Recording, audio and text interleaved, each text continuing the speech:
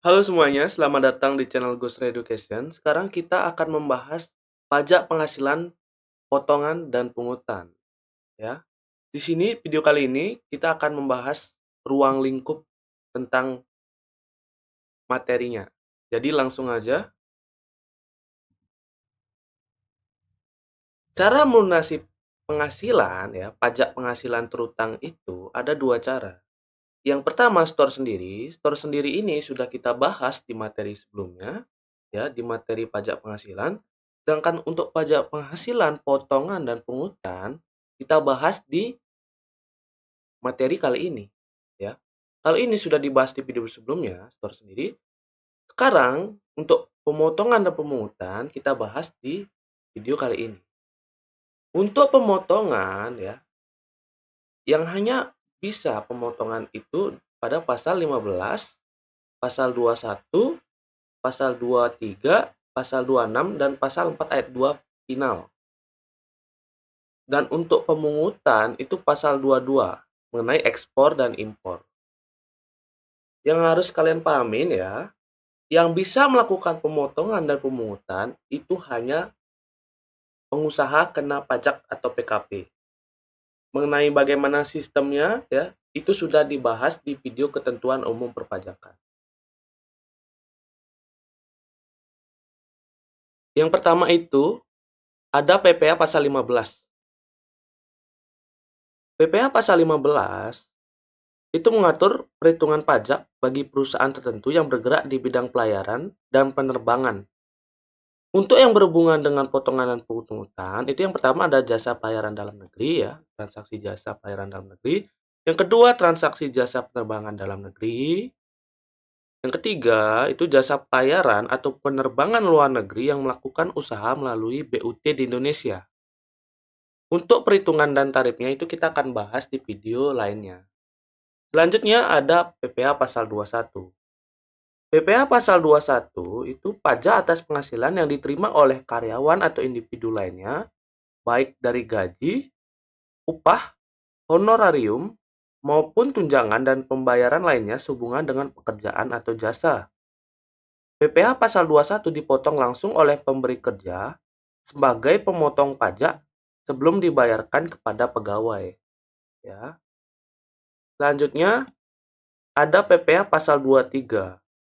PPh pasal 23 mengatur pemotongan pajak, ya, dari dividen, bunga, royalti, ya, hadiah, sewa dan jasa yang diterima oleh wajib pajak dalam negeri dan bentuk usaha tetap di Indonesia. Untuk tarif pemotongan, ya, itu berbeda-beda. Nah, untuk tarif-tarifnya ini kita akan bahas di video lainnya. Selanjutnya ada PPh pasal 26. PPh pasal 26 itu mengatur pajak atas penghasilan yang diterima oleh wajib pajak luar negeri dari sumber penghasilan di Indonesia, ya. Itu baik dari gaji, royalti, bunga, dividen maupun jasa. Nah, tarif yang diterapkan itu umumnya adalah 20%. Kecuali ada perjanjian penghindaran pajak, ya. Perjanjian penghindaran pajak berganda yang mengatur tarif lebih rendah. Nah, jika ada perjanjian dalam tax treaty di antara kedua negara, maka pengenaan pajak disesuaikan dengan kesepakatan dalam tax treaty itu. Gitu. Nah, untuk perhitungan lebih lanjutnya itu akan dibahas di video lain, gitu ya.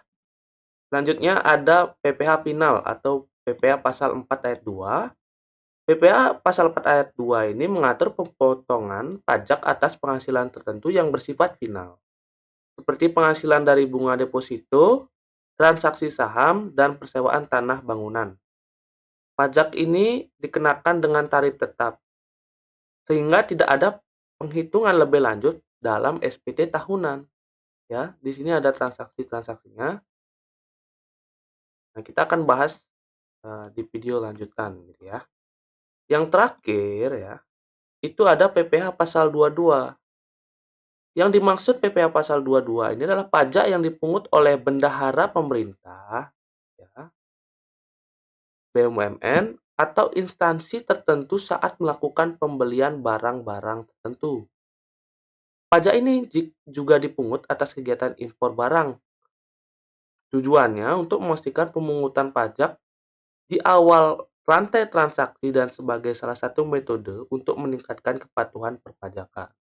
Nah, untuk transaksi-transaksi yang berhubungan itu ada yang pertama impor barang jasa ya, yang kedua pembelian barang oleh bendahara pemerintah, terus pembelian oleh barang BUMN ya. Yang keempat, ini ada penjualan hasil produksi kepada distributor dalam negeri oleh badan usaha yang bergerak dalam bidang industri semen, kertas, baja, otomotif, dan farmasi. Ya, kelima, itu ada penjualan kendaraan bermotor di dalam negeri. Ya. Terus yang keenam, itu penjualan BBM. Yang ketujuh, WP badan yang melakukan penjualan barang sangat mewah. Ya, yang terakhir kedelapan yang berhubungan dengan potongan dan pungutan itu pembelian bahan untuk keperluan bahan-bahan industri atau ekspor dari pedagang, pengumpul oleh industri dan eksportir yang bergerak dalam sektor kehutanan, perkebunan, pertanian, peternakan, dan perikanan. Nah, tarif dan perhitungannya kita akan bahas di video lain. Oke, sekian informasi mengenai ruang lingkup pajak penghasilan potongan dan pungutan. Jika seandainya Anda memiliki pertanyaan, silakan tulis di kolom komentar. Sekian, sampai jumpa di video lainnya. Terima kasih.